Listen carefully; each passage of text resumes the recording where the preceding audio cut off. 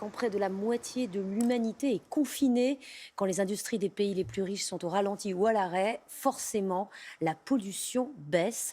Cela s'observe parfaitement du ciel, des satellites. Mais si les émissions de CO2 diminuent, les particules fines résistent. Explication de Jules Longchamp et Loïc Houex.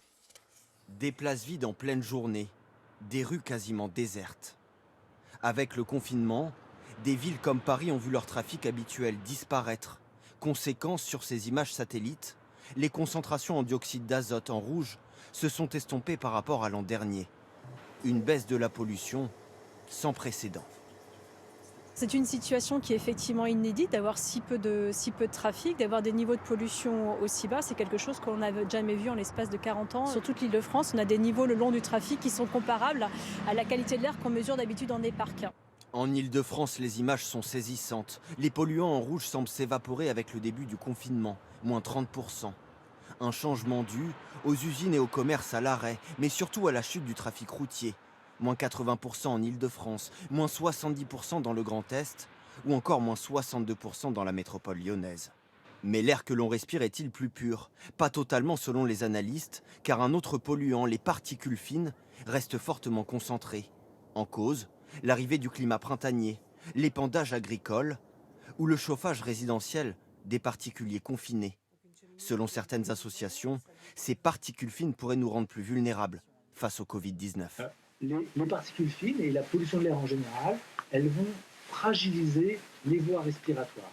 Et ce faisant, on pense qu'elles facilitent la pénétration du virus dans les tissus des patients. La France n'est pas le seul pays qui a vu sa pollution diminuer. En Italie ou en Chine, l'Agence spatiale européenne a fait le même constat depuis l'espace. Nous sommes en direct avec Jean Jouzel, climatologue, glaciologue, ancien vice-président du GIEC. Bonsoir. C'est évidemment un drame que vit le monde avec cette épidémie, mais l'arrêt de l'activité économique a au moins un effet positif en faisant baisser les émissions de CO2. Est-ce que cela peut avoir un effet sur le réchauffement climatique ?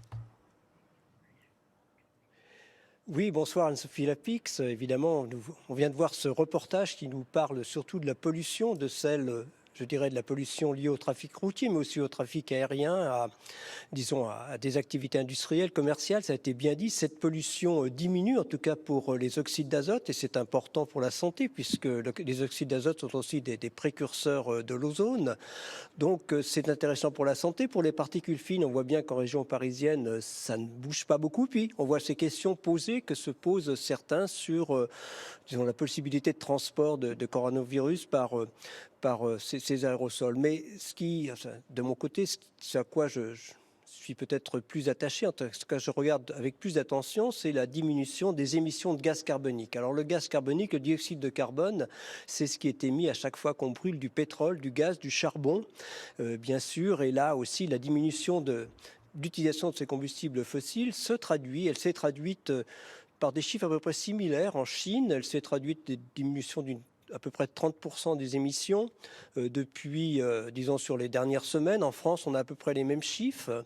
Donc, ces émissions disons, on voit bien qu'on est parti, et ce risque malheureusement d'être le cas, disons, la situation perdure, vers une diminution disons, non négligeable des émissions de gaz carbonique à échéance de la fin de l'année. Probablement quelques pourcents, ça dépend de la durée évidemment disons, de l'épidémie et puis de la pandémie et puis aussi du nombre de pays qui seront touchés. Le problème avec cette diminution, évidemment, c'est l'après. Si on se réfère à, disons, la situation était un peu similaire en 2008.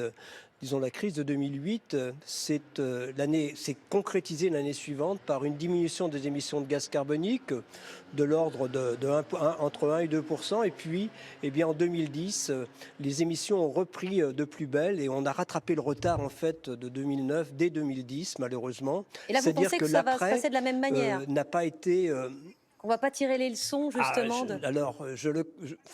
Si, justement, Sophie Lapic, j'espère que nous allons tirer les leçons. Il ne faut absolument pas repartir de la même manière. C'est vrai qu'il va y avoir des sommes d'argent injectées dans notre économie très importantes et je crois que c'est absolument utile, nécessaire et même indispensable pour que l'économie reparte. Mais l'économie ne doit pas repartir sur le même pied. Elle doit repartir, disons, dans une stratégie de lutte contre le réchauffement climatique, de diminution des émissions de gaz à effet de serre, ne serait-ce en fait que pour suivre les objectifs de la loi. La loi en France nous fixe comme objectif de diminuer de 40% par rapport à 1990 nos émissions d'ici 2030. Nous ne sommes pas sur ce chemin. Donc il faudrait absolument que nous changions notre système économique, que nous profitions de cette, disons, de cet arrêt de notre économie pour repartir du bon pied. Ah, En tout cas, du bon pied vu du point de vue du climatologue, et c'est très important. Il ne faut pas, Et il ne faut voilà, pas donc subir la on situation. peut l'espérer. Il faut le vouloir, en fait, pour réduire nos émissions oui, de CO2. Simplement donner quelques chiffres. Les chiffres il faudrait 20 milliards chaque année pour réussir la transition énergétique au rythme souhaité en France. Ce ne sont pas des sommes extraordinaires par rapport au départ de l'économie, à ce qui va être injecté dans l'économie. Et ce qui est important, c'est que cette injection d'argent se fasse de façon, disons, très dynamique, mais aussi de façon respectueuse de notre environnement. Merci beaucoup. Merci Jean Josel d'avoir accepté notre invitation, et je signale votre dernier livre, Climat, parlons vrai.